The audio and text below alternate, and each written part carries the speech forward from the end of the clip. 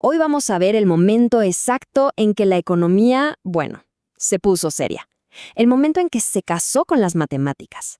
Todo gracias a un artículo de 1928 de Charles Cobb y Paul Douglas, que nos dio una herramienta que literalmente cambiaría las reglas del juego para siempre. La pregunta que tenían enfrente era fundamental. A ver, ¿cuál es la receta para una economía? Durante décadas, los economistas sabían cuáles eran los ingredientes, pero no tenían la fórmula exacta. No sabían las proporciones. En resumen, no tenían la receta. Los dos ingredientes principales estaban clarísimos.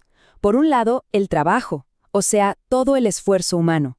Y por el otro, el capital, las máquinas, las herramientas, los edificios. Pero el gran misterio era la relación entre ellos. Si pones un trabajador más o compras una máquina nueva, ¿cuánto más produces exactamente? Nadie lo sabía. Y aquí es donde entra en escena el economista Paul Douglas. Él decidió, literalmente, zambullirse en los datos de la industria manufacturera de Estados Unidos, analizando un periodo de 24 años, de 1899 a 1922. Y ahí, escondida a plena vista, encontró una pista clave.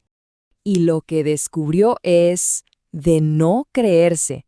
A pesar del tremendo crecimiento económico, de cambios tecnológicos radicales y hasta una guerra mundial, la forma en que se repartía la torta de los ingresos se mantuvo increíblemente estable. Siempre más o menos 3/4 partes iban para los trabajadores y 1/4 parte para los dueños del capital.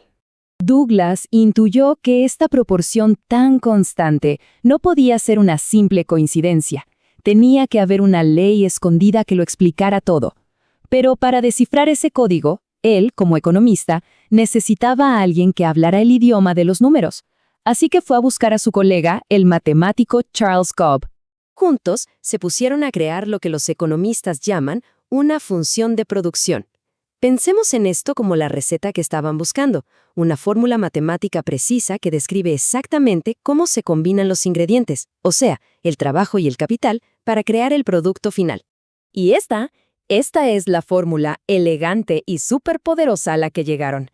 Es la ahora mundialmente famosa función de producción Cobb-Douglas. A ver, a primera vista puede parecer un jeroglífico, pero la idea que representa es, verdaderamente revolucionaria. Cambió por completo la forma de entender la economía.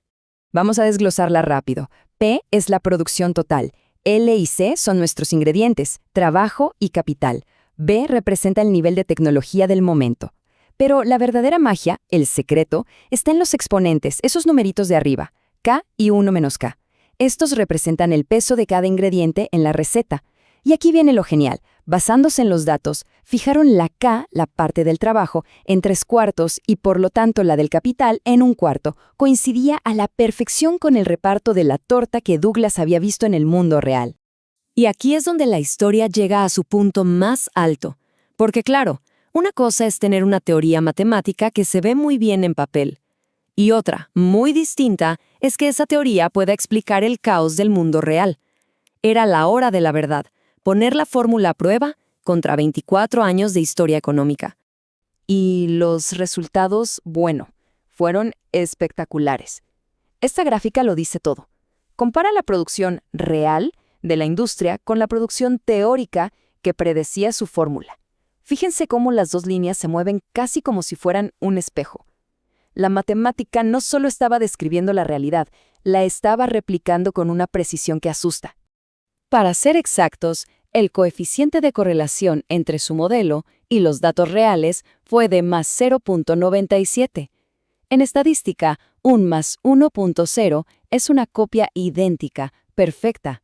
O sea, este resultado era lo más cercano a la perfección que se podía esperar. Era la validación definitiva de su teoría.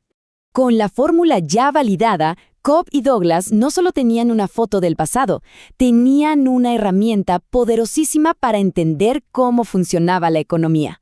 Su modelo matemático demostró 3 ideas económicas fundamentales que hasta ese momento eran en gran parte teóricas.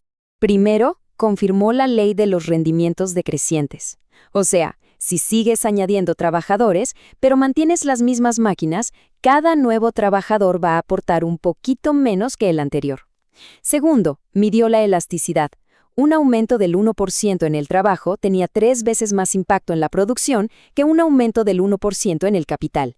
Y tercero, la idea más polémica, la productividad imputada. Esto sugería que el sistema parecía pagarle a cada grupo, trabajadores y capitalistas, un valor igual a su contribución marginal. Este último punto, por supuesto, levantó una polvareda tremenda. Si la porción de la torta que recibía cada grupo parecía coincidir con lo que aportaba, ¿significaba eso que la distribución de la riqueza era justa por naturaleza? Para muchos, esto sonaba como una justificación matemática para dejar las cosas como estaban. Pero el propio Douglas fue súper cuidadoso aquí.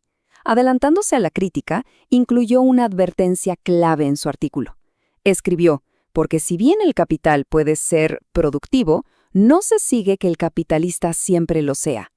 Su mensaje era clarísimo. Su fórmula era una herramienta para describir, no para juzgar. La matemática te dice cómo funcionaba la economía, no cómo debería funcionar. Uno puede aceptar que el modelo es correcto y al mismo tiempo ser socialista o capitalista. El debate sobre la justicia y la propiedad es un tema ético y político, totalmente aparte del análisis de la producción. Y ese es el verdadero legado de este trabajo, uno que sigue hasta hoy. Su objetivo no era terminar debates sociales, sino darle a la economía lo que ellos llamaron un nuevo método de ataque, una herramienta con números y datos para analizar el motor del crecimiento económico. Y vaya que fue un método duradero. Esta función se convirtió en la piedra angular de la macroeconomía moderna. En 1963, Dale Jorgensen la usó para construir el modelo estándar sobre la inversión. Y hoy, casi un siglo después, la función Cobb-Douglas y sus derivados siguen siendo una herramienta clave en todo el mundo para medir y entender por qué algunas naciones crecen y otras no. Lo que nos deja con una pregunta final para reflexionar. Cobb y Douglas nos dieron la receta matemática del crecimiento económico. Entonces, ¿por qué casi 100 años más tarde, crear una prosperidad que sea verdaderamente compartida por todos sigue siendo un desafío tan pero tan grande?